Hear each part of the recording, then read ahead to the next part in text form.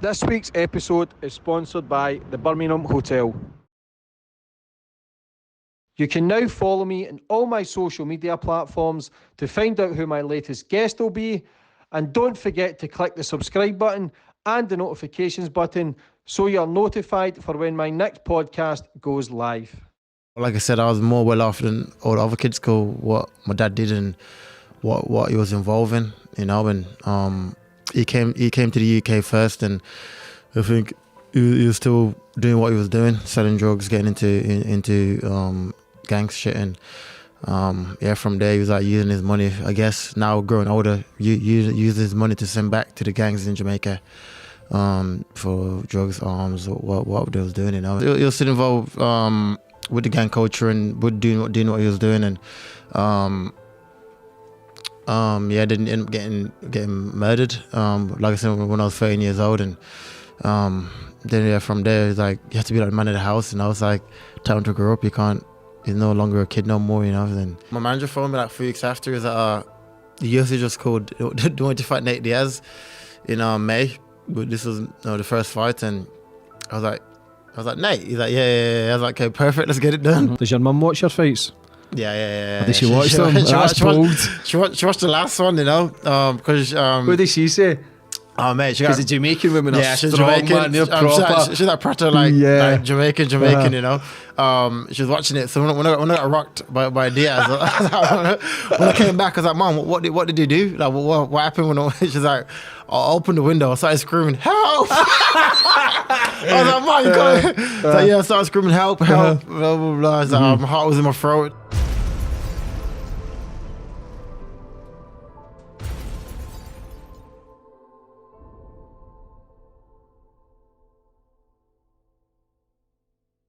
Boom, we're on. Today's guest, we've got Leon Edwards. How are you, brother? I'm very well, brother. How are you? Congratulations on your last fight. It was good. It was a big fun, but yeah, thank you. Nate Diaz, massive name in UFC. One of the biggest. He's been around for forever, basically, but great victory, which we'll touch on that. You're 9 win streak, is it? Nine. Can't be loud if I go 10, but yeah. Fuck it, count 10. Counting without 10 in a row, so it's a great position to be in, in one of the hardest division in the sport, the welterweight division. So to rack up 9 wins, he said something, I think in history of the promotion, it's Usman, George St. Pierre, and me for the longest win streak in the UFC, in the division. So I'm definitely proud of myself, And you should be. Thank you. It's phenomenal. Honestly, I'll take my hat off to you. I watched the fight. I'm a big fan of Nate Diaz as well. Yeah. But obviously, got to support the local lad, innit? Well, not local, I'm from fucking Glasgow. It's the same thing. But I always go back to the start of my guest, brother. Yeah. Where you grew up, how it all began.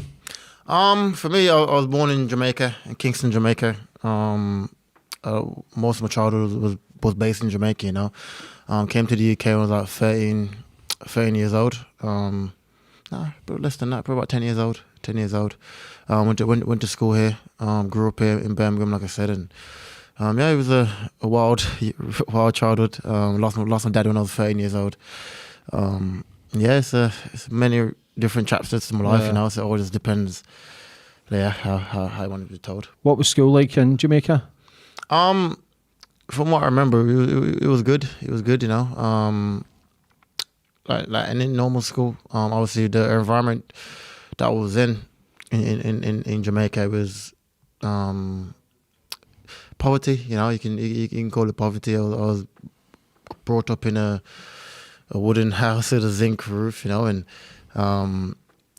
my dad was the leader of a gang in the area where I lived in. That's how it all started from that, and just coming from there to where I am now is, like I said, it's an amazing journey, and like I said, I'm proud of myself and what I've achieved. You should be proud. This is only the beginning for what's to come as well. Yeah. So, see, when you stay in like wooden huts and stuff, was that just the norm? Was there any electricity or anything? Yeah, for sure. Basically, like one wooden shack thing. In that wooden shack, your bedroom, your living room, down, everything is in that one shack, But like I said, I was more well off than all the other kids because what my dad did and what he was involved in, and he came to the UK first, and I think he was still doing what he was doing, selling drugs, getting into gang shit, and from there he was like using his money. I guess now growing older, using his money to send back to the gangs in Jamaica for drugs, arms, or what they was doing, you know. And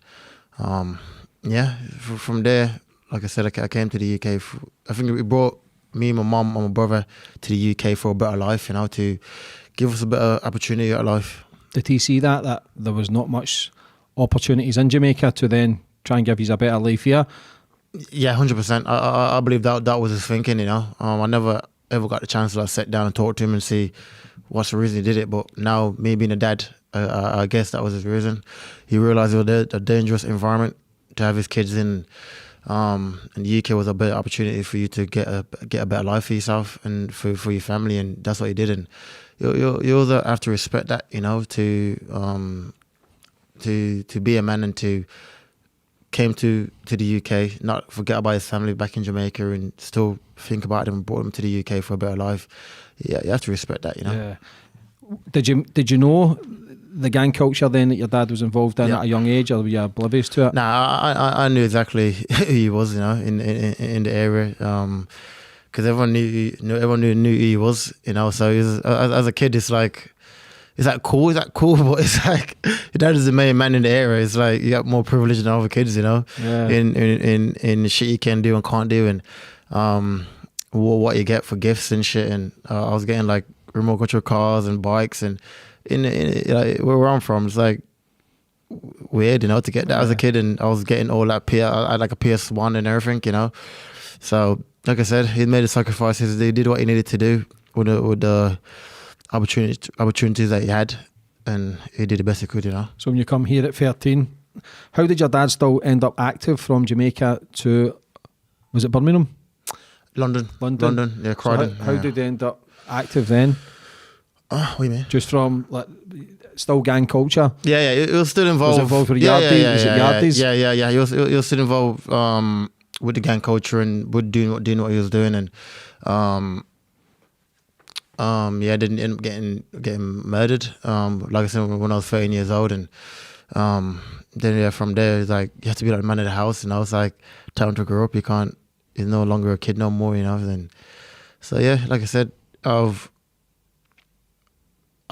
understand the sacrifices they made, you know. I've also been involved in similar situations, and I can't understand the thinking, you know. So how does that play effect on you now? The death of your father. We'll go back to when you were 13. How does that play effect on you? Did you? Because I interview a lot of criminals, as you know. Yeah. Like the majority go down the same route. Yeah. Prisons, addictions. Yeah. You've not. You've used that as fire, as fuel to then basically become a leader yourself, but in a positive role. At 13, I'll say from like 13 to about 19, I went down the same path, you know. Involved in criminal activities in gangs, and getting into trouble on a regular basis, you know. So yes, I think MMA, you can say, saved my life. I got involved in MMA at the age of 17 when there was a local gym building in my area, in Erdington in Birmingham. And one day I was walking past my mum on the high street, and there was a gym building above the Blockbusters, and she said, "Oh, I should give this a go," you know.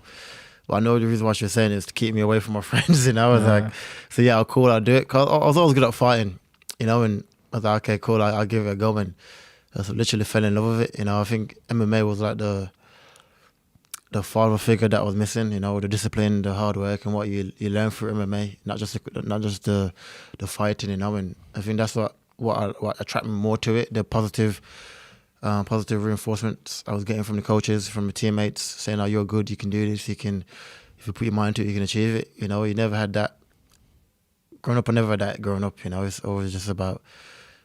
I wouldn't say it's negative. It was more just about surviving, the surviving mentality. You know, and to have now people reinforcing your confidence and say, "Look, you're good. If you stick to it, you can achieve something." Did you start believing in that? Yeah, I did. I think over the time, the more I trained, the more I competed. My confidence grows, obviously, and the more success I had, the more confidence grows, you know. How hard is it going from what you went through, losing your dad, to then being involved in the gangs yourself, to then cutting away and then focusing on you? Was that difficult at the start? Well, difficult to start because it's difficult to like. If you grew up knowing one thing, then suddenly you just do something total opposite. Yeah. It's like it was difficult to start, but like I said, the positive reinforcements kept me in the gym. Kept me turning up to the gym, showing up, even though I was getting my ass kicked because I was new to the gym. It still kept me there, and I'll go from in the morning to the night. I was busy all day. I'll train in the morning. I'll chill all day in the gym. Then I train again on the evening. And that's all I was doing from the age of like 18 to now. And I think I credit it to the positive reinforcements I was getting from the gym to keep me in the gym. Who gave you those positive reinforcements? Just my coaches. What was their names? Mark, I think he was one of the owners of the gym. People like Vaughan Lee at the time.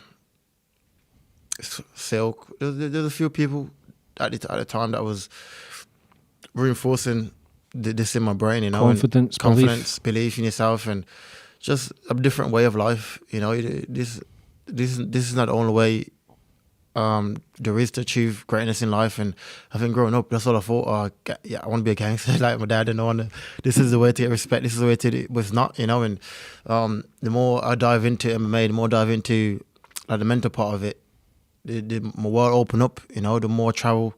I've been to I lost count how many countries I've been to because of MMA, and meeting different people, and your brain just open up, and the more your brain open up, you just can't relate. I can't relate as much no more as I could as a kid to like the street, Because you've got a son's 10? 8 years old, yeah. Can you see the like with your dad try to get you away from the gang culture, then for you being what you are now, future world champion, your son at that, it's a vulnerable age between 8, 16, they're starting to learn everything, but you've got that role model attitude where the son is going to kind of look up to you, but you looked up to your dad when you thought violence would have was the way, it was the way to try and make him proud even though he was dead. Even it's a weird, like looking back now, it's a weird way of thinking, but when like I said, at a young age, from 8 years old onwards, it's like I couldn't imagine my son going through what I went through as a kid, Like I said, I was in a war zone when I was a kid, It became the norm, and it's weird that I was able to normalize like shootings and stabbings and killings, It was just like a normal day in the life, and when I was a kid, which is looking back now, it's crazy, Look, it's mad. How much difference is the gang culture from Jamaica, London, Birmingham? Because Birmingham's rife just now, but what's the difference between UK gang culture and Jamaica? Do you think it's just the same? Nah, it's not. Worse in Jamaica? Yeah, way worse in Jamaica. Way worse. I think they're way more violent. Nothing to lose. Nothing to lose. Way more violent. No cameras. The police is like same as the gangs. It's just like corrupt. It's way worse. Obviously UK is still bad, but there's different levels to I would say in African life, and I think as far as murders go, I think Jamaica is way worse for it. What about your first fight? What was your first fight like? From a boy from the streets who think they can fight to then get into an MMA gym, it's a different ball game. I actually done good in my first fight, my amateur fight. I actually did good, I think I stopped the kid and knocked him out in like 2 rounds or something, But I was training for like a year before that. But before that, my club, my gym had like an interclub, which is like different gyms that meet up and basically have a fight. And I won that tournament. That gave me more confidence in myself and more belief that look, I might have something here. I might be able to do something in my life here. And then from there, I went to my first amateur, like I said, and I got the victory. So I think every time I want to work harder because I know, like, look, there's something there you can actually do. So if you dedicate yourself and work hard, you actually could, And I was more realizing that the more I competed, the more hard work you put in, the more belief kept growing. Yeah. What about when the UFC came calling? When was that? 2015. Yeah, I think about 23 years old. I think 22, 23 years old. I was already the Bama at the time. I was a Bama champion, world champion. For Bama, and my manager came to the gym one day and be like, what do you think about fight? What do you think about Brazil? I was like, what about Brazil? She's like, what do you think about fighting in Brazil? I was like, oh, that would be good. UFC just called and said they want you to fight in Brazil in like 3 weeks, 3-4 weeks. I was like, started crying and shit. I was like, oh, perfect, you know, because like this is like everything you worked towards as a kid, and to come from where I come from to now to be able to be in the UFC, it was a dream come true, you know. Yeah, there's not many people done that so far, especially from the UK, especially with your record now. Like, you are the man in the UFC for the UK that's absolute flying. Your division, I believe, is the strongest. Yeah. There's so many great fighters, but for your division, man, it's unbelievable. You lost, was it the first 2 fights? And one. I lost my first fight in UFC. How was that feeling? Horrible, you know. What was that? I hate losing, and this is my... Just I work so hard and train so hard, you know, because I hate the feeling of losing.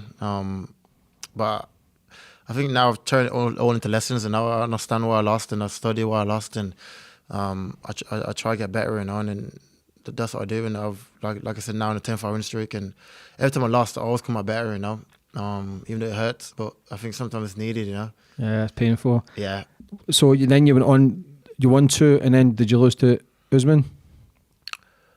Yeah. That's it. I lost the first one, 1-2, then lost to Usman. And that's the last time you'd lost? Last time I lost, 5-6 years ago. And that went to distance as well? We went to distance. So there's a lot of... In his hometown as well, you know. Yeah, get it in there, innit? In his hometown. But it's all good. Like I said, it's always a lesson. And I think at the time as well, when I fought Usman, in the UK, there's a weird thing where it's like, you get to like a level, you know, you need to go to America to improve. Succeed. Yeah. You know, you can't do it from Birmingham. There's no one there to train with, blah, blah, blah, you know. And as a kid, you started believing this, you know, because the older guys are telling you this. You need to go to America. You need to do this. And I started believing it. Went to AKA from a camp for Usman. But my whole camp was all to do with defense. Like, don't get taken down and all defensive, you know. I was going there with like a defensive mind state. And I went into the fight, that's where I fought. I fought it with a defensive mindset. I wasn't thinking about what I need to do. It's more just about what he's going to do and don't let him do it, basically. You know, and that's not a good way to look at life. All fine. You know, if you should go out there, do your thing and let him adapt to you. That's the way I look at life as well. And so yeah, I've since that I've came back to the UK, came back with my team that I was winning with. I was winning with my team, came back with my team, fixed what needed to be fixed, and now here I am, 10 fights. Back to basics. Back to basics, you know. Does that still sting, his defeat? Yeah, for sure. Every day, you know, and I think that's what drives me, you know, that's what motivates me to keep winning, and I just hate the feeling of losing, you know. I think I put so much into it. It always reminds me like I'm going back to where I started. Like, every loss I take, it's always like, oh, I'm going back to Jamaica. It's like, I put it in my head like, I make it bigger than what it is in my head, you know, and I think that's why I work so hard and dedicate myself so hard. So one of the longest winning streaks in welterweight history.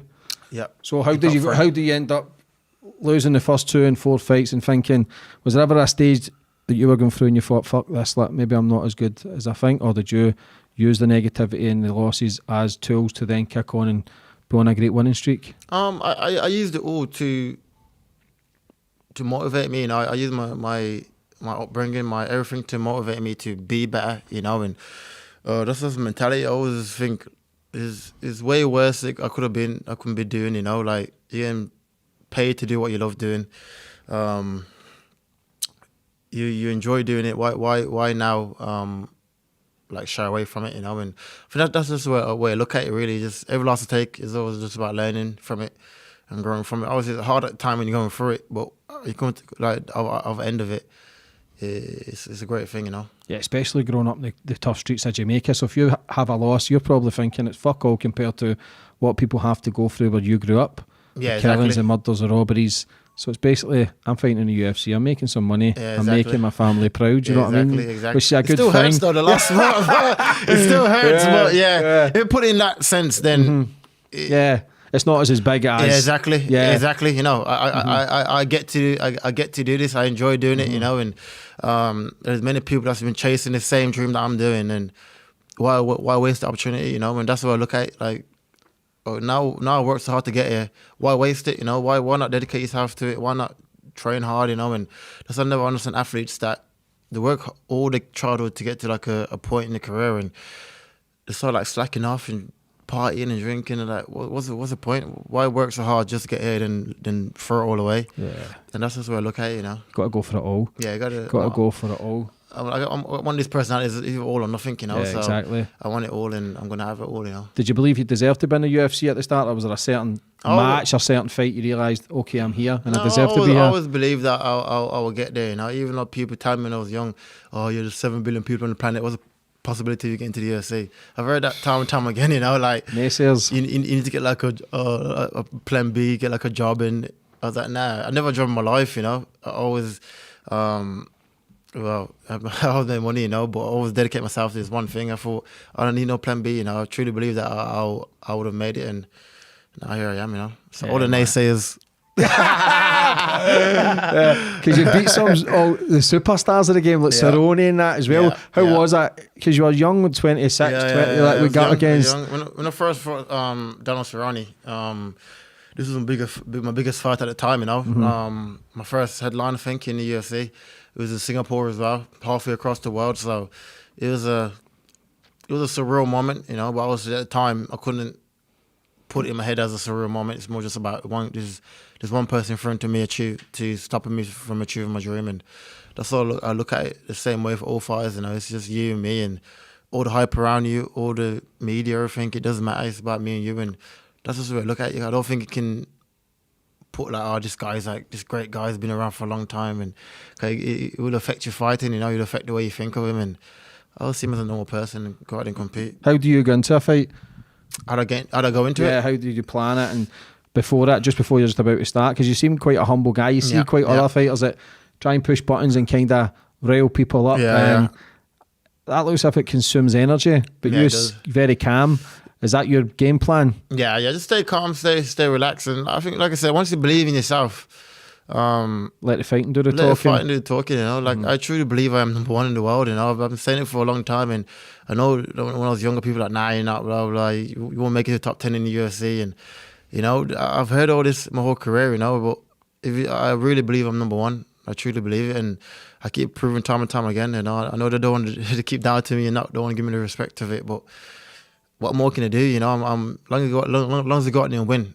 That's all I can do, and that's all I'm focused on. Go out there, compete, win, and let the world decide. Yeah, you're bang on course though. Yeah, you're 1-2 fights away from being world champion. Like Nate Diaz, one of the biggest in the game. You probably get Conor McGregor, you get Khabib, and then you probably get Nate. Like massive. He's been in the nearly 20 years. Like he's massive name. When you get a name like that to come forward, even though, did you know there wouldn't have been a title shot after that, or was that?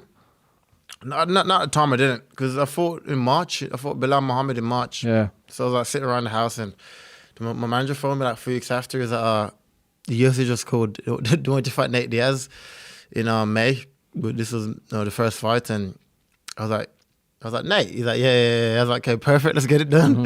But I wasn't sure, because Nate's one of these guys where he'd be like, yeah, I'll fight you, then you won't hear from him again for like another year, So once the contract was signed, I was like, okay, perfect, let's go. We got to fight in May. Then I think he got injured. I think I heard through the grapevines he got cut or something. So we had to reschedule the fight for a month after, which is June, And it was like I said, it was a great fight, Great fight week. He's tough as fuck, And he's a tough man. Yeah, he's tough, man. He's known to. He's like that's the thing, They're known to be durable. They're known to be tough, and fair play to him, Because you won every round, 4th round. We've got to touch on the 5th round when he's clipped you, and he's wobbled you, man. That's the first time you've been proper wobbled. Proper wobbled, yeah. What was that feeling? It was all I was thinking is don't shoot, because when it did to Conor, it tagged Conor, and Conor kind of like panicked and shot for the takedown, and ended up getting choked out. That's when they beat Conor McGregor the first time, and that's all the things from here. Just don't shoot for the takedowns, and I just ride it out. And I think I showed my chin in that fight. I didn't touch a canvas. I was still smart. I was still aware of what to do and what not to do, And so it was a good shot, Give it to him. How does it? Like coming up against him, he looks as if he takes some punishment, but he still always comes forward. Always, yeah. Well, what is that mentality? I don't know. It just says it's a Mexican mentality, So I don't know. He's just a tough, durable guy. Just a fucking nutcase, isn't he? It's fucking madness, And he smokes weed and shit. So I don't understand where where his cardio come from? I think he's not vegan or something. And he's vegan, you know, so crazy bastard. I don't know. I don't know. Him and his brother does it, you know. But like I said, his game I respect since that fight, and fair play to him. No disrespect to him, massive name, but do you feel as if that wasn't really a step forward because his long layoff 2019 or something like? I think if you were always going to beat him in my eyes. Yeah, I think even if let's say he fought like a month before, I don't think Nate beats me. You know, I just think technically I'm just way better than him. You know, in for the technical aspects of the fight goes, and I think fight 10 out of 10 times, I win 10 out of 10 times, and I just believe I am a better fighter.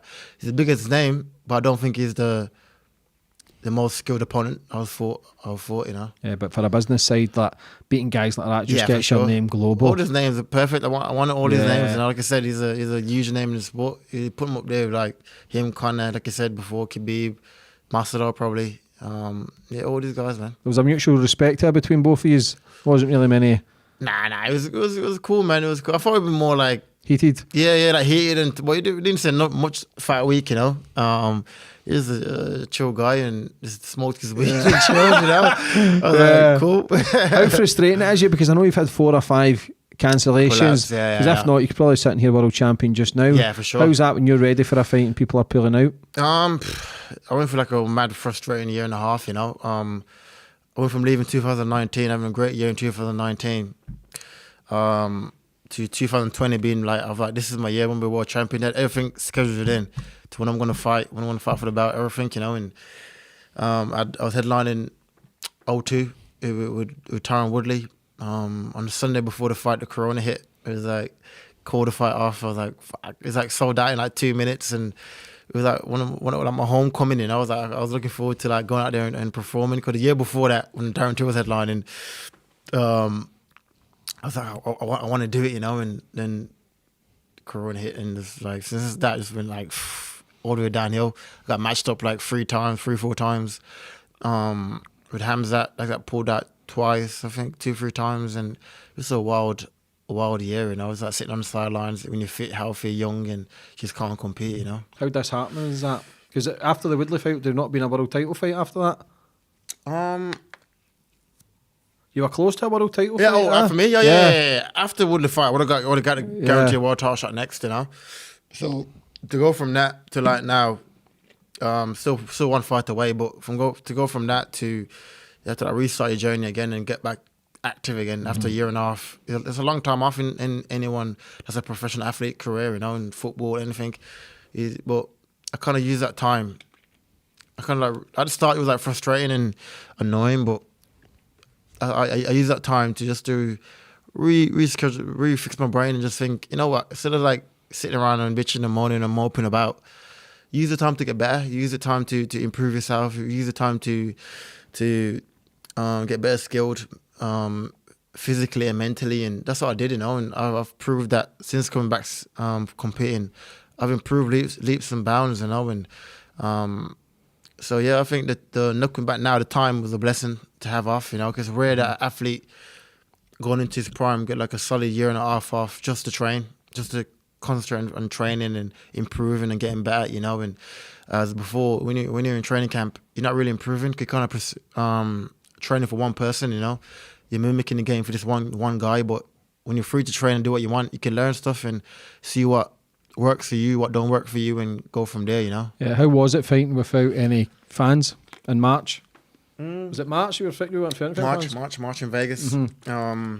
It was good. I enjoyed it. I said after the fight, I was like, I like that. I was like sparring. You know, you could hear everything clear. I could hear his corner telling him what to do. So I was like, try. You know, it was perfect. And I was like, oh, this is sick. That was another fight though. First round, you smoked him all over him, and then was it the second round they get stopped? Yeah, eye poke. Mate. I've never seen that. Yeah. I've never seen that. Neither right. Normally you can take eye poke and just like have a little time off, then come back to fight, you know. But this guy started crying and like fucking. Could you have get disqualified at any point for that? I don't believe if it was purposely. If I'm like doing this, then yeah, you know. But I weren't. I was throwing a combination. And you stepped in. I remember like eyeballs like dead and like lid, you know. So how does that not get called as a victory if it's a punch basically? I think it has to go past 2 rounds. I think. Or does it? I think like a certain time in the fight before they can like go to the scorecards, you know. Because But even though it was like a knockdown, like you won because he had to stop, so that you don't get the victory. How was that? I claim it as a victory, to be honest with you. I But know, you keep saying 10, 10, 10. I claim it, but yeah, I don't know. Just gave me the DQ. You know, I was happy they didn't put it down as a loss. 'Cause my first loss in my career was the same. When I poke, it was like a knee. The guy was coming off the takedown, and I threw the knee before his knee was off the floor, and he started like rolling around, and it gave me a loss for that. You know, it was like it's not a loss. Worst case scenario, it's a DQ. You know, so that was my first loss in my career. You know. So where do you go now? You get Masvidal. My plan is to fight for the title. You know, I spoke to the UFC. Is it Masvidal? Masvidal Usman is the world champion right now. Masvidal, obviously, from what happened in London and all backstory, everything but that's a fight the fans want to see, you know. So either way, the cookie crumble. You either go straight for the title shot, then fight Masvidal after, or Masvidal first, Usman after. I don't think it matters. I think either way is if you beat Diaz, Masvidal, then title shot, it's perfect. And that's fucking next level stuff. It's perfect, that puts you in pound for pound one of the best then. Yeah, for sure, 100%. But he just keep making excuses and running and say he doesn't want to fight me, you know. So we'll see. Why? I don't know. Everyone wants it. I want it. The UFC wants it. It's been out. Like, Fuck them all, mate. like let's go, you know. Yeah. I'm ready to go whenever he is. Because Dana White was speaking about it yesterday. Yeah, I seen it. Yeah. I seen it. He wants it. So they want it, you know. I want it. But like I said, you cannot force a man into a fight. You know, if he doesn't want to fight, you have to see him. They've lost a lot of fights as well, Masvidal. Like, he went through a spell there where everybody loved him. He just looked great, and then the kind of fires went out a bit as well. Yeah. Do you know what I mean? But he did. Everybody wants to see the fight with yourself and Usman. It's that's the life-changing fight for yourself, innit? That's the game time, won the world title, everything you've worked for, and then you sit with a belt, man. You're thinking, it'd be fucking amazing, you know, to have that, and just for me and my team, you know, just to have it for the kids that's coming under me as well, just to see like, look, you can achieve it coming from where I come from and the background I come from, and just like giving them motivation, you know. I think we've already right about. I'm already a success in my life, you know. I am financially well off. My family's happy. My son is healthy, and obviously I'm going to win the bout. I really believe I'm going to win the bout, but I do not put my happiness in the bout, if you know what I mean, you know. But it's going to happen either way. Yeah, of course, because that's not where you're going to find your completion or your all fulfillment. Like, see, when you're going through your fights and stuff as well, is your dad still at the back of your head? Yeah. I always wonder, like, what would you say, you know? Like, I always like, ask my mom, like, what do you think it would be like? Because, you know, he was like a very, like, strict man, you know? He was like, so I always wonder, like, what would it be like? And what would you say if you realize what I'm doing and what I'm achieving in my life, you know? Because it's a mad thing, you know? Yeah, it's sad that, because I've lost family members to murder, and I lost my dad, but not to murder. It was leukemia, and like the things that I'm doing, like travelling all over and meeting interesting people, that I would love for my dad to even be here today. We all went for food with everybody, just to be sitting there cracking these shite jokes. Just that's the hard part, because sometimes you question, like, I only interview people, but I question it, like, why the fuck do I do it? But I do it because I kind of I strive to be better than I know I can be. My dad always knew I had greatness in us. I never believed him when he was here. But as soon as I go, that's when I start believing. It took me about 5 years after it, because I went down a road of drink and drugs and violence, and then when you start achieving, you think, fuck me, man. Like, even when you won the world title, part of you wish you were there. Wish they were there, mate. And it's hard, like beating Nate Diaz. You're thinking, even though you've got your team, you still wish you see them, and do you know what I mean? And that's the hard part. Is that what gives you fuel and fire to keep going, to keep as if you're still trying to make your dad proud? Yeah, exactly. I use that as motivation, and I use that to make him proud of me, you know, to make him the way he was for me. He was a great dad, you know. He was a great provider for the family. He's a great human being, you know. But I use that, like I said, to be just like him and look after my whole family, and I just try to make him proud, you know. Is that where you get the dedication from? I believe so. I'm my mum, you know. She must be proud. Yeah. She's very proud, you know. Proud, man. She had two sons that my brother does it as well, you know, Fabian. He fights for Bellator. How old is he? He's 28, probably 27, 28. How much is a competition with both of yous when you were young? It was young. When I was young, it was like back and forth, But like I said, I'm proud of him, for what he's achieving. And he always copied what I did, When I was on the street, he kind of like went down the same path as me. And when I came to MMA, he got involved in MMA, So I'm very happy now to be a positive role model in his life, That's a good thing, because I've had brothers on, Mikey, who does the fighting and stuff. His brothers would have followed him anywhere he went as well, but he went down the life of crime. Yeah. And they followed him, obviously went into MMA later in life. And that's the difficult thing, is to be a role model for the right reasons. Like, if you went to prison, no doubt your brother they went, because he would have tried to keep the family name or whatever. Yeah, exactly. You're fighting for nothing, basically. You're fighting over postcodes that people who don't give a fuck about you anyway. You don't fucking own the house and the postcode, But when you're young, it's like, it's all in your brain, You think it's the easy way to make money. Your friends are loving it, your girls are loving it. You kind of just like fall into this trap where you think this is it, this little area that you live in. Yeah, that's the world, and it's not, But since traveling, like I said, I think that's helped me like open up my mind, my brain into different stuff and different way of living and how different people think, But at the time when I was young, I truly believed that this was all it was. This life was all it was. This little area, this postcode, these gangs and drugs, and this was life, But and that's the scary thing about life. Like, people are stuck in a loop where they think it is normal. That you go back to the Jamaican days. That there's so much potential there. So much potential in Birmingham, Glasgow, London, Liverpool, and they just go down certain routes where they never ever find their true potential. And I think they say that the richest place on the planet is the graveyard, because people are going with books that they never wrote, or songs that they never sang, or fights that I never fought. There's just so much potential everybody has, whether that's whatever it is, it's to find your potential. So when you started finding it, now you're feeling good, going for world titles. People will be looking up to you going, if he can do it, I can do it. And that's what it's all about. So there's not many UK fighters in the UFC. Big Paul Craig as well from Scotland, who's flying just now. Dan Tull, yourself, would you ever go up a division and fight Dan, or do you think he could ever come down, Battle of Britain kind of thing? We was going for it back in the day. We was both like going back and forth back in the day too. One time we was both welterweights, and I was both the same weight class, and but it never materialized. The UFC was like, we wanted to happen, but let's like grow the profile a bit bigger and then make it happen in the UK, But you end up moving up moving up to middleweight. He's still a megastar. He's a funny bastard. He knows how to promote a fight. He's a good lad, man. Since, I love him to bits, mate. Since he's moved up, I've kind of like been spoke to him Friends now. Yeah, he's alright, man. He's a good guy, Do you see everybody in your weight class as an enemy? Not enemy, just a person that's blocking me from achieving my dreams, and that's it. Once before, once I fight them, it's fine. Now we can be friends, But before that, it's like I have to go free to get to feed my family, That's how I look at it, And it's no personal. It's all business. It's all good. How was Joe Rogan podcast? How was that? That's a massive platform, number one in the world. How was that feeling? It was wild, man. It was. I was in Vegas. Manager phoned me saying, Joe wants you on his podcast, but he moved to Texas, right? So he said, come to Austin, Texas, and come to my show. Him and Dave Chappelle was doing a show the night before, not before the podcast. I was like, sick, Dave Chappelle. That's class, man.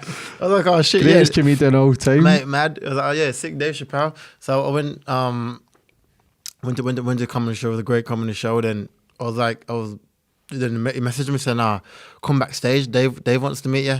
So I went backstage. This is like a mad night, bro. I went backstage and they was like, oh shit, you're that kung fu guy. I was like, yeah. But I grew up watching Dave Chappelle, like in the black community. In wild anyway, but especially in the black community, like Dave Chappelle was like legend. Yeah, he's a legend, and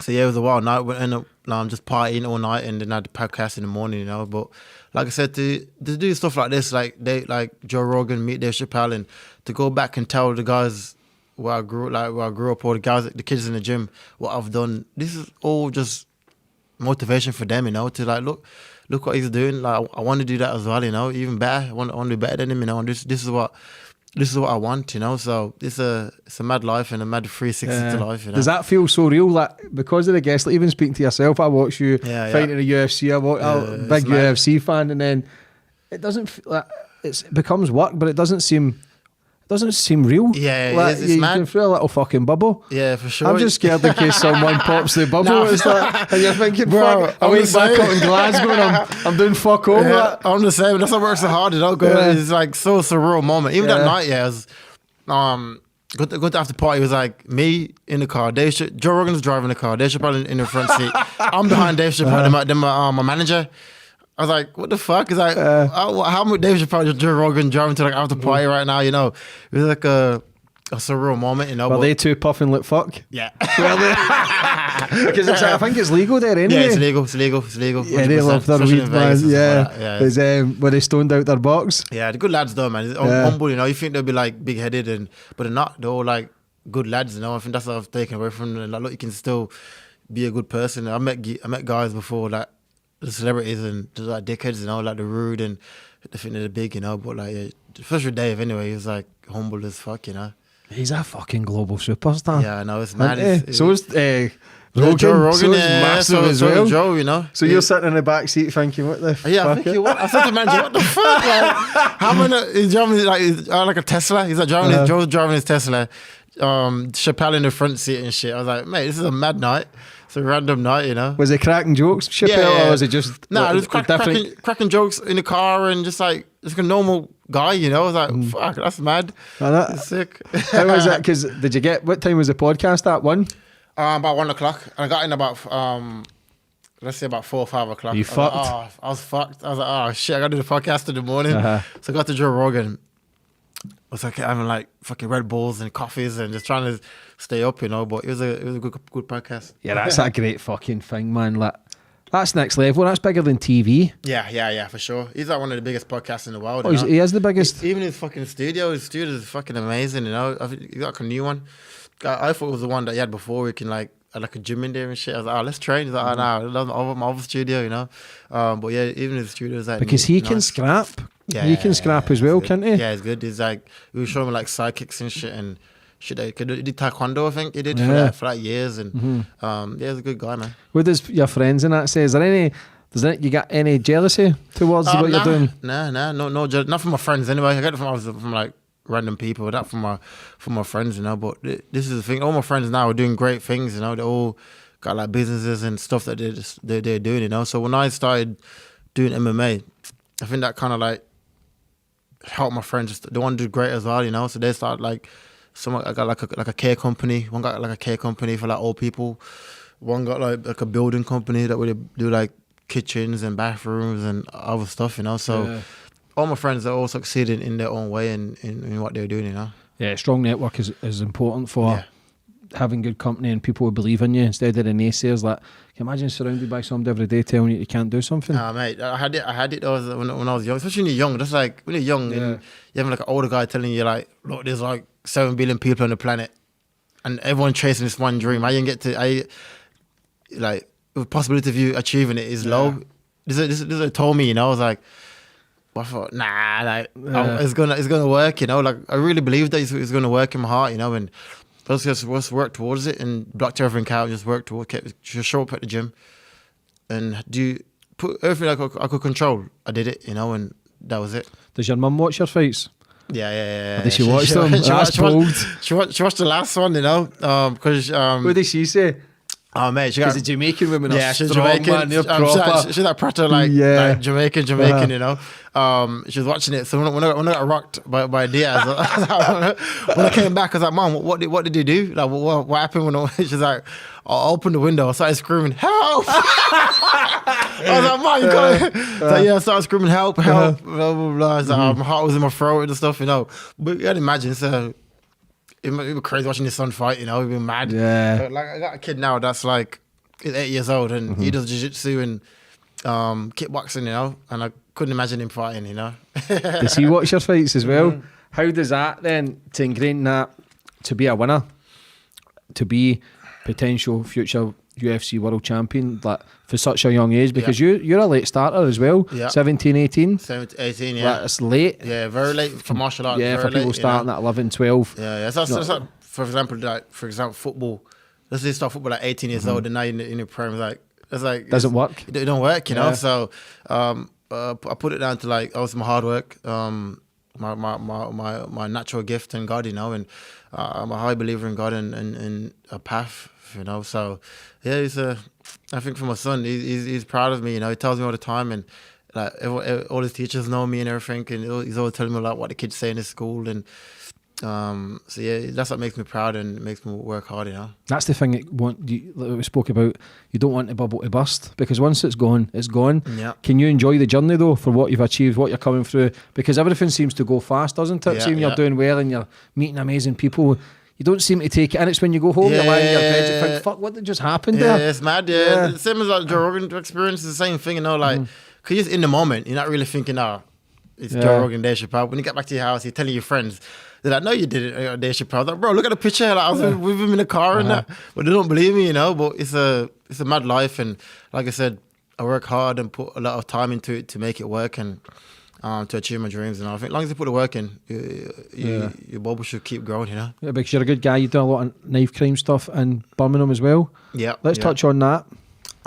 So I've like I said, I've been involved in knife crimes, gang crimes and stuff like that from a young age, and I've lost many friends to being either stabbed or shot from doing it, and from being a victim of it. You know, I've seen both sides of the coins, and even just last year, I've lost one of my friends from getting stabbed on Father's Day in his neck, you know, and bled out on the street, and I've started a charity, me, Darren Till, Jimmy Manuel, about knife crimes, about helping the youth that's involved in gangs to get better, you know. So Jimmy came to me one day and he mentioned it to me. So, what do you think about doing like a charity? I was like, perfect. I was thinking about it. I just didn't know how to do it, you know. And he's like, so a good idea to get Darren involved as well. I know he'd been stabbed before, I think. Darren. Yeah, he was. Yeah. Nearly died. Yeah, I heard. And it's like, okay, let's talk. So I spoke to Darren, and he's like, yeah, perfect. I want to be involved as well. And they were sort of like brainstorming like how to do it. Then we got the UFC on board, spoke to the UFC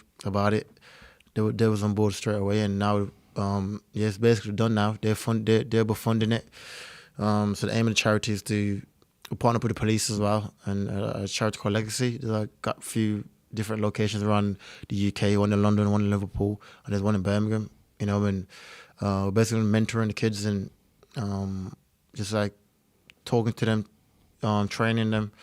They show potential. They will pay for their membership from any gym they want to go to, like a martial art gym they want to go to for a year, which is like a scholarship basically.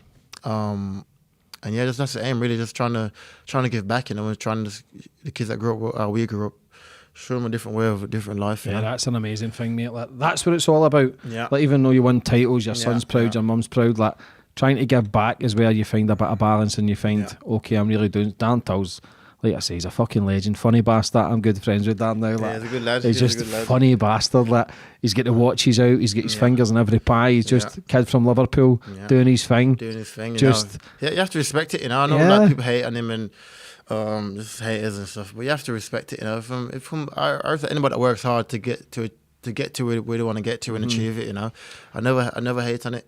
You know, I always respect it, and I think that's, for me anyway, that's what motivates me, is the giving back part of it. You know, because when I was younger, it's all about me. I want to be like, I want to be rich, I want to do this, I want to do this, you know. But when you get to like a point, you got like money in, but you're traveling by yourself, you're doing shit by yourself. It's not as fun, you know. It's better when you can like give back and help people. Yeah. And that's where I find my happiness now, you know. But that's the hardest thing to do, is to try and do something legit. Like, anybody can rob a bank, anybody can do bad stuff, anybody can stab anybody. Yeah. But the hard thing is to actually change your life, make your mum proud, your son proud, by doing the right things. That's the hard part. That ain't easy. Nah. That's why not everybody can do it. Exactly. So that man who's talking about 7 billion, you're lucky if 1,000 people, you're 1 in 1,000 chance of doing it if you stay focused. Yeah, exactly. Like, 7 billion, that's weak people. How many times do you sit in a pub and somebody says they could be a contender, they could be a footballer? Yeah, it was me. Do you know what I mean? But they're sitting in their only 30s and 40s. Well, if you know your mistakes, why not do something new and focus on that? Like, your life's not over. There's always something to give. There's always something to give. Exactly. But it's always, like I said, in your life, you know, of naysayers that, I think, like I said, I believe in God. I believe that God put him there to test you, you know. He put him there to see if you really want it. You know what I mean? Do you truly believe what you're saying? I think that's why these guys come in your life, to try to derail you from your path, you know. And I just use that as whatever, you know. you just because you think that way doesn't mean it's going to happen to me, you know. Yeah. And I've always been that way, been my own man, you know. That's how it's best to do things yourself.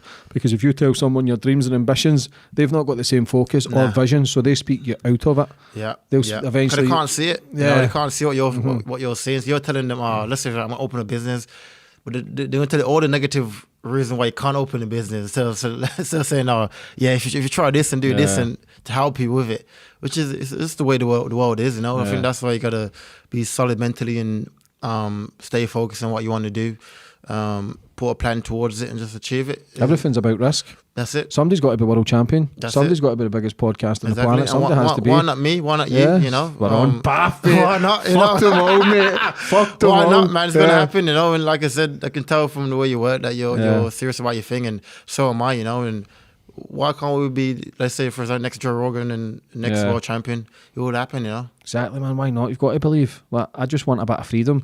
I want to be happy, but able to travel as well and meet great people. And do you know what? I'm actually doing that, but I don't feel as if I'm there yet because I've become greedy to it. Want bigger and more. Yeah, which is good though. It's a good mentality to have, you know. Is that wanting more, and even though you achieve so far great stuff, you always gonna want more, you know, which is good, but you can't let it be your main. You can't put your happiness in it, you know. Like I don't put my happiness into the belt, you know, but I'm going to achieve the belt. I know I'm going to achieve the belt. To get some happiness, you know, as well, an extra wee sprinkle of happiness. Well, I'm going to get it, you know, but I don't like, if I don't get it, I won't be like devastated, you know, I will get it, you know. That division, the welterweight division, solid. Yeah. The money fight, Conor McGregor, there's a chance that he would ever come up or you go down for that big money fight as well? There's a possibility to it, you know. I don't feel like I'll be too big for him though, you know. I'm like a natural welterweight. I don't think Conor's fought like a natural welterweight, you know. Every time he's fought a welterweight, it's either been a lightweight going up or it's never been like a welterweight, you know. So, there's a possibility. You know. So that's a mega fight. Yeah. That's the biggest fight you could have in the UFC. UFC. As far as like star power go. Because he believes that he can win 3 belts. Whether he wins another belt at the division he's in now, because he's called out Usman as well. I think. Like if you get that belt and he calls you out, man. Yeah, we've got the same manager as well. So it'll be easy. We've got the same management team, so that'll be easy to get made, you know. But I don't think that'll be wise. Not so for now. Everybody always mentions him in the UFC. What do you think his next fight coming up? Do you think he'll win? If you make the right adjustments, it depends, you know. He's made like over 100 million and it's difficult to, you know. Give me 100 million. I'm dead, you know. So, I've fucking seen you eating cakes just now. He was eating cakes today. So, let's see his motivation, you know. Let's see his motivation. I want him to win for sure. You know, I think I like people that do great stuff, you know. He has done great stuff. He won 2 bouts in the UFC. He's made hundreds of millions coming from Dublin, so I like to see him win. Fucking amazing what he's done, man. He is man. a superstar. I know people like talk shit about him and say, he's cocky, that's blah, just blah, blah. Jealousy. Everybody would want what he's doing. Exactly. Do you know what I mean? That's what we're all working towards. Exactly. He's done it. He's the guy done it in the space of 5-6 years. Obviously grafted behind the scenes, but to then create whiskey businesses, clothing brands, fucking he's got gym stuff, food. Like I respect that massively. He's a massive name, and I think he should beat Dustin. You know, if he's focused. If he comes in like today's, then I think Dustin beats him. But when he's focused, he's good, you know. Yeah, he's unbelievable. Yeah. Listen, people forget that he was 2-weight world champion, the first in the UFC. Exactly, you know what I mean? But then you could see the mobility, you could see the way he was moving. He looked like he looked different next person. level. Yeah, he did. Then when the money comes in and taking a year out, 2 year out, like how hard can it be when you've got a son and a daughter now? You've got your son, like to get to a certain level, say you made a few million. Then but listen, give anyone 100 million in the bank. It's gonna be hard to fucking. Mate, be the I'll same probably person. I'll be back on the gear, mate. Hookers everywhere, mate. I would have been podcast right out on the air, mate. Fuck everybody, mate. Like, it would be difficult to be the same person, you know. So let's start looking down on everybody. All the shit that we're talking. Fuck everybody. Yeah, it's madness. That's like people like Mayweather. People like that. It's made like hundreds of millions, 800 million in his career, and it's still focused. Never drinks a day in his life. It's like it's a weird man. Different people, you know. So. Fair play to him. But anybody can get there. You can. Anybody can get. Whether I don't visualise to be that wealthy, though I believe it could mentally fuck you up, man. Like, but I don't know, man. Do you ever worry that your fire could go out? As far as like fighting wise and hunger. Eventually it's gonna like it's like anyone, you know. Eventually you're gonna get to an age where you won't be able to compete, you know. And in any sport, sport is a short career, you know. So I think it's good now to make the right investments and the right connections now, you know. So when you do retire from the sport, I'm still be well off, you know. How many years do you think you're going to give it? I'm 29 now, so 5 years. 5. Nah, 35. That's my prime, bro. You'll never retire, mate. That's probably like late 30s. You're going to go 38, 39. I think, though, the people who go older find it more difficult to quit. Yeah, if you won the world title at 29, 30, yeah, true. Then you've got to do your defences. But yeah, would you struggle to quit? I don't believe so. It's such a weird question at such a young age. Do you know what I mean? I don't really think that far ahead, you know, as far as like quitting. But I know there's gonna come a time where when I can't do it no more. I'm too old. My body's not the same. I'm not reacting the same, and I won't hang around to get like not tapped by young guys, you know. Like so there will become a time that I'm making the right choices now in my life and doing the right things now. So I can walk away comfortably, you know. 'Cause I think the reason why people stay around sport or fight game is because either they blow all the money when there's young partying and enjoying life, and then they got older. Oh shit, I need money, you know, to carry on my life, and they want to stay in longer, you know. So I think as long as I make the right decisions now, I'll be able to make good investments. Not quit, but like retire. But there's great money in UFC now. It's not like back 5 years ago, 10 years ago. No. You look at some of the greats who fought then, they were fighting for buttons. To be fair, I believe the UFC fighters are still underpaid. Yeah, for sure. Definitely. And I think that probably will change. I know a lot of people's been speaking out lately that I think John Jones and that's wanting mega money for the fight, and rightly so, man. He's the so you should, you know. I think you're putting life at risk. You should get paid for it, you know. I think with the UFC, because it's a new sport as well, it's like been like 25, 30 years old. So I think it's still kind of like figuring out how it's done, you know. I think that when the NBA first started, NFL in America, it was the same kind of thing. The guys was lower paid and there's like a blackout and they had to like change the structure of the paycheck, you know. I think like it has to be like over 51% go to the athletes, you know. And I think in the UFC is opposite, you know. It's different, so we'll see. Yeah, because it's usually the guys that are putting your life on the line. Life on the line for it, you know. You're still getting paid for them. You're still working for a corporation that's, like you say, still trying to figure it out. But I think if enough people come forward and speak, then they will start making it, because it's a fucking $1 billion company. Do you know what I mean? The other day for like 4 billion, I think it was 4 to 6 billion. So it's all right, there's money there. Greedy bastards. There's definitely fucking money there, you know. But I think eventually, I don't think in my lifetime it will change drastically, but it will change. But eventually, I think it'll be. It's a growing sport. It's one of the most popular sport in the world right now, and it will definitely change. What about, who would you have loved to fight? I know you want Usman for the belt, but is there any fighter you've ever watched? GSP, you know, like for welterweights, he's a legend, isn't he? Yeah, he's like a legend. Think he'll have a fight again though? He beat Michael Bisping. He came back like a couple of years ago and beat Bisping, you know. So I don't think, not in the UFC if he does anyway. I think it's probably like try that YouTube boxing out everyone's doing. There's involved. Throw a couple of $100,000 now, I'll fight any cunt. YouTube boxing, so that's a great way. How does that annoy you? You like a fighter, a true fighter, trained all their life, and then a couple of kids coming in from YouTube and making more money?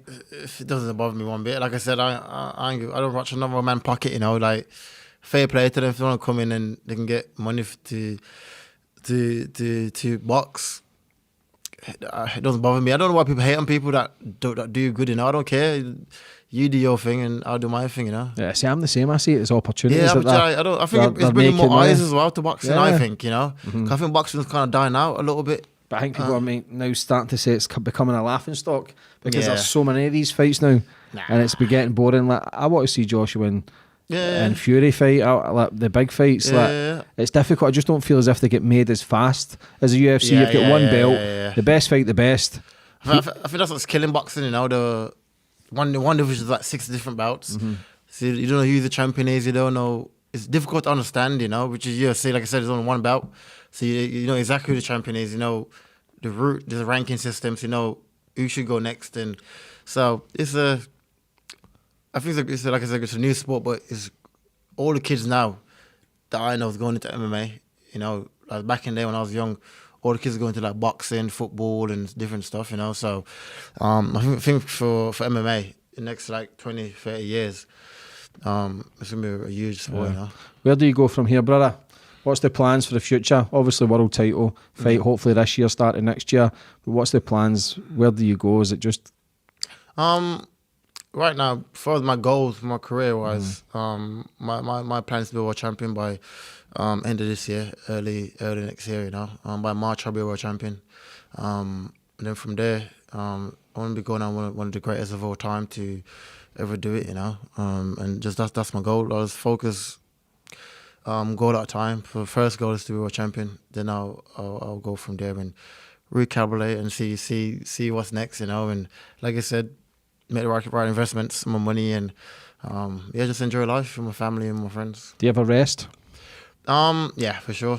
Do you? Yeah. Can you rest though? You seem like the kind of guy who's constantly wanting to train. No, I train. Even like now, I'm meant to be having like time off, but I'm still like I train once a day. You know, I enjoy it. If I don't train, I feel horrible. My body feels shit. My mentality feel like shit. You know, so I enjoy like even like running. Just go for a run. It doesn't have to be like a hard session. Just go for like a jog and hit a bit of pads, a bit of bag work. Just nothing heavy, but I like to sweat. I like to do something, you know, and just work towards my goal every day. And if you want to be great, you have to work towards it every day. You know, you can't just think, you know what, 1 week I'm gonna party, 1 week I'm gonna train. You never achieve it, you know, and just work towards it day by day, one goal at a time, and look around in 10 years time, you achieve greatness, you know. Yeah. See, because you've been through so much trauma as well, did you ever go and speak to anybody, like a counsellor, a therapist? Never, and I should. I fucking need to. But I have it, you know. Because even some of the shit I've told like my exes and like my it's different. Like, you know, they can't get it, you know. Like, I mean, it was normal. Like I've seen like people been shot and all that, you know. It's like, fucked up. See, I've never seen anybody either. I've lost countless family members and friends to murder. And it just feels fucking. Like when you have a discussion with my friends, it seems normal, but the more I'm speaking to people and interviewing people, I'm starting to think, maybe I'm a little fucked up. Yeah. Nah, for real. I'm the same way, you know. Like some shit is like girls always tell me like you got no emotions, you know, because it's like I just don't see what they see as emotional. Emotional is not, you know, but. Yeah, it is. I definitely probably speak to somebody. I can watch people fight like fuck. I've seen a lot of bad shit in my life. Yeah. And I don't know if you become cold towards it, but then I can listen to a song on the radio and start crying. Can you? And I think, what the fuck's happening? Yeah, I ain't got that kind of emotions in me. Yeah, but would you ever go and see somebody? But do you think that could maybe, I wouldn't say change as a fighter, but then maybe lose that you've kind of got like a barrier up where you just solid, if you know what I mean? Yeah. You break it all down, you might get into the ring, just want to start cuddling someone. Balance. I got the balance. I know full about it, you know. I know full about it. If it's keep doing me, you know. It doesn't affect my personal life. It doesn't affect me in my career. So I don't really full about it, to be honest. Yeah. I think you're on a great path anyway. You're doing the right things. You're very humble, very well spoken. You're just doing you. You're leaving a legacy for not just yourself, but for your son and other people to look up to you and go, I'm going to do that. If you can do it, anybody can do it. And what that does is leaves a blueprint. You've got Bisping in that world title. Dan Tulls, yourself, got a big Paul Craig from Scotland. I hope he gets maybe a title shot next year. He's flying as well. There's people there, even though violence doesn't solve anything, but it's the training, the exercise to balance the mindset to then feeling good and then get into a normal... all the gangsters I speak to, every fucking one, you probably only get 2 or 3 we get into a ring and fight somebody. The rest just all talk shit. You still use weapons and talk shit. I'll edit that bit out, know what I mean? I don't want my fucking... But they talk shit, but why? Because they're weak. They're scared. People always ask me the question, do you ever get scared? I say no, because what I see is weakness. A person who owns a gun or a knife is a weak man. They're weak because fuck, they're so broken within. They don't want to feel pain anymore. So they'll hold a weapon to try and protect themselves. But anybody that gets into a boxing ring, any sort of fucking martial arts or whatever it is, any combat sport, they're tough bastards. Yeah, I used to train in a gym in Glasgow called the Grip House. Looking at the people who fought there, you would never think anything of it, but they would fucking tear you apart because they were so nice and humble. It's like all my friends, which is mad, you know. Cause I got guys in the gym the same way, but on the street they're like, "What's this?" You know, like, mate, you're a good fighter. Yeah. Why are you so scared of confrontation outside the gym? You know, which is it's like a weird thing. Why is that? I don't know. I always wonder, like, it's weird, you know, like some guys are sick fighters in the gym, but on the street, like a guy can come and like bully them, and I was like, mate, you can batter him, like, what you doing, you know? I don't know what it is, like a weird mentality, you know. It's because they're so good, but they're so humble. They don't need to prove anything. To prove it, it's the ones who want to fight and shout, and I see weakness. The loud ones, you know? It's the loudest is the weakest. Nah, for real, I believe that as well, you know. But I think, like, for me, I think my upbringing helped me with my fighting career, you know. If I was like, the no fit aspect of it and seeing a man as a man, you know, I don't really build him up to be something that he's not, you know. I've been in many situations where I have to rely on myself, you know, and I think that's what helped me in my fight career, where you have to rely on yourself and believe in yourself that you are who you say you are. Cause there's nothing to figure it out if you ain't. Yeah. You know what I mean? If you really deep down your heart, you're not who you say you are, it's going to get figured out, you know. And like I said, I've been in situations where I've proven to myself that I am who I said I am, you know, and this is why I got my belief, and this is why I work so hard, and reason why I'm at where I'm at, you know, because I truly believe it, you know. Do you enjoy getting hit? Nah, I don't know. No one enjoy getting hit. There's some people I've spoken to. Dan Tull loves that. He says he loves it. Look at the bastard. He says I don't think, big cunt. Yeah. Because I've seen him in fights when he's telling them to hit him. You've got to be psychotic, I believe, to want to fight. Yeah, a little bit. Even though you're sitting here, nice I don't mind it. Yeah, I don't mind it. To go into a ring and be willing. Listen, it's life or death. Yeah. Do you have to switch off? Like your mum's watching, your son's watching. Yeah. All that's gone, you know. And what do you see when you see the guy? Kill mentality, like I'm going to fuck you up. Yeah, that's it. I just see my future, you know. I think I have to get through a year. I don't see him as a person, you know. I see him as like a better life, basically, you know. That is a fucked up mentality, though. You know, I don't see you as like a being, you know. I just see you as legs, arms, and body, you know. That's it. Another step towards your goal. That's it. That's all I see as, you know. For anybody watching, brother, that's maybe thinking of going down a life of crime, or maybe that's in a life of crime, and they've still got a chance to get out, what advice would you have for them? If you've got a chance to get out, then you should, you know. There's more to life than the streets, you know. I've lived it, I've seen it, and I was brought up in it, you know. There's the end to it is either see a prison or death, you know, if you're really doing it, if you're really involved in it. See a prison or death. No, I can't name there's not many millionaires off the streets, you know, from where I'm from anyway. There's not many that's gonna retire the millionaire and like back in the day and the old gangster movies. That's not how it works. You're gonna go to prison. Either I got friends that's doing like 30 years, you know. He's just 20, he was like 21 the other day, and he's like 35 years in prison. 35 years at 21 years old.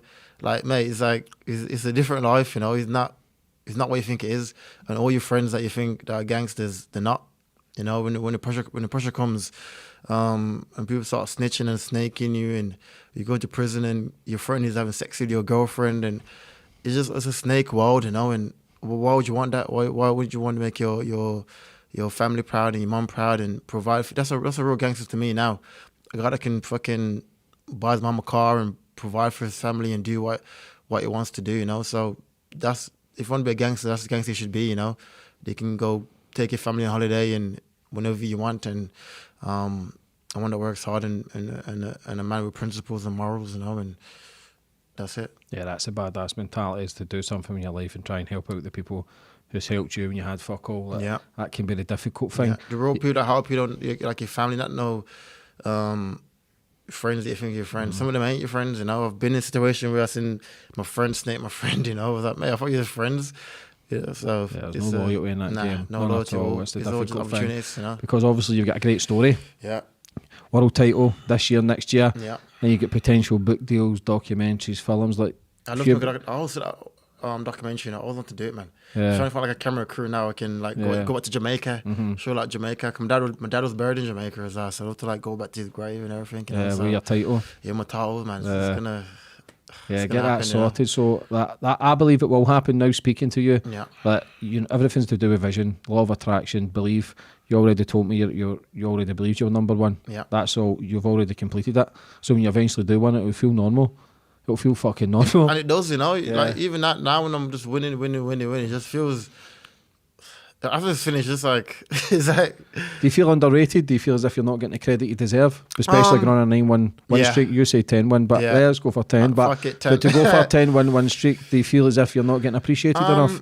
Yeah, for sure. For what I'm achieving, I don't think I'm getting the hype that I should, from what I'm doing and what I'm achieving. Coming from where I come from, not many people from UK. Especially from Birmingham anyway, in the UK, that's doing what I'm doing, and to be the number one fighter now in the UK, I'm ranked number 2 in the world, and achieving what I'm achieving, I therefore feel underrated. But like I said, I do not care. I like I said, if I believe that I'm going to achieve it, my aim is just to provide for my family, achieve greatness, and do my thing. When it's all said and done, I'm not going to look back when I'm 70 and be like, oh, you know what, I wish they fucking liked me. I won't, I'll be like, look, my mom's retired, my son is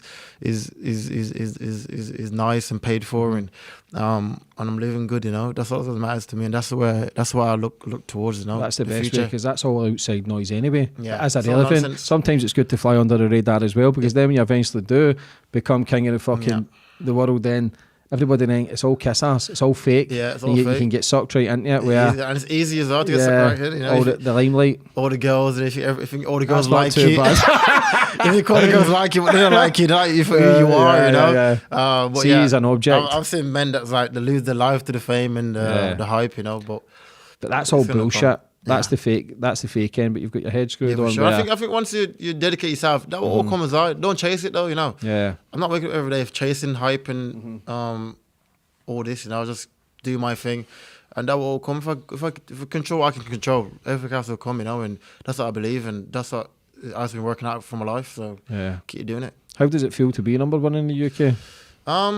It feels good, Coming from a guy that told me that there's 7 billion people in the world. What's the possibility of you getting to the UFC? What a miserable bastard he is, man. I can't remember his name. I would have fucking said his name. Fucking miserable cunt. I can't fucking remember his name, mate. But to come from that to now number 1 in the UK and number 2 in the world is what a journey, what a story and what a life. And from Jamaica to now UFC, it's a fucking great story, man. That is a great story. Like that is potential films, that is potential documentaries, books. Like to becoming where you came from, especially losing your dad, and then fighting the streets of Birmingham, London, to then changing your life to being world champion. Like that's what it's like a Rocky fucking film kind of thing, innit? It's like also I'm proud of myself, it's like belt or not, I'm a fucking winner in life, I've turned it around, and I could have went down the same path. I could have been dead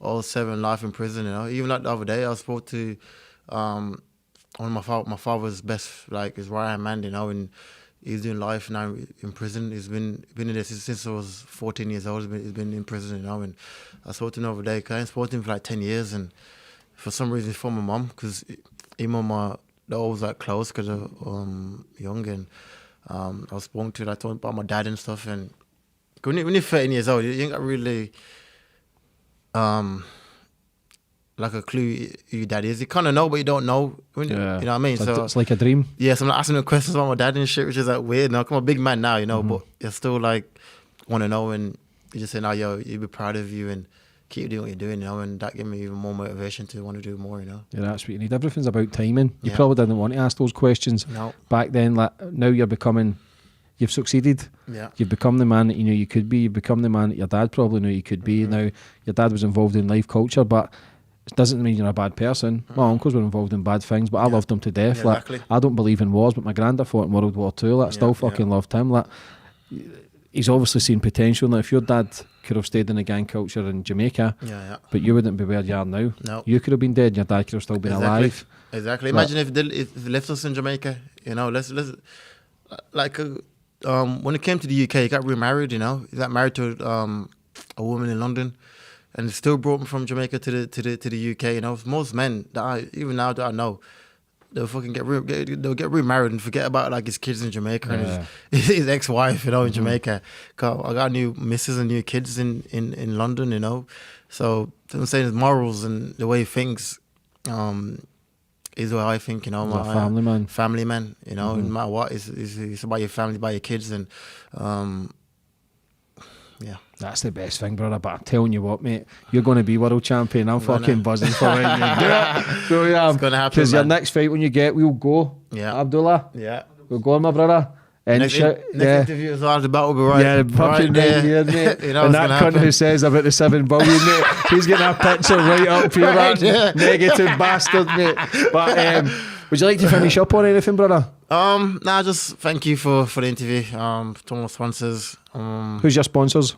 I've got Mantrix, got Junus CBD, got a management company as well called Kings. I've also started managing like athletes from my gym and from other gyms and around the UK, like young kids, give them opportunities and showing them the lessons that I learned from the game, you know. And I've got a great team behind me that's helping me with that. And yeah, it's a positive thing, you know. I'm going in the right direction. Yeah, mate.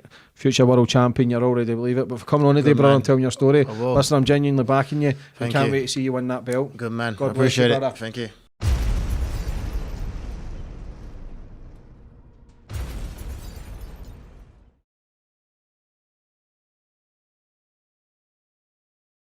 Check out more of my podcasts on the right and be sure to like, share and comment your thoughts on this week's podcast. Thank you.